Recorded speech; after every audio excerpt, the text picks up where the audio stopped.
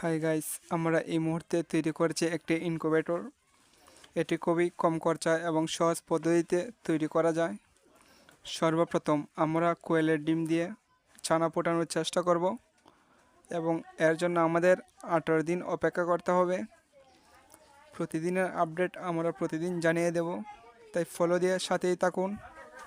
সঠিক পদ্ধতিতে বাচ্চা ফোটানোর জন্য প্রয়োজন নির্দিষ্ট তাপমাত্রা, যার জন্য আমরা একটি রেগুলেটর লাগিয়ে দিয়েছি, যার মাধ্যমে আমরা তাপমাত্রা নিয়ন্ত্রণ করতে পারবো।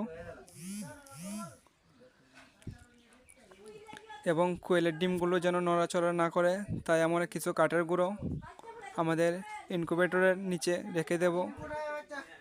এবং তাপমাত্রা যেন আর্দ্রতা উষ্ণ থাকে, তাই আমরা বাল্বের নিচে একটা পানি রেখে দেব।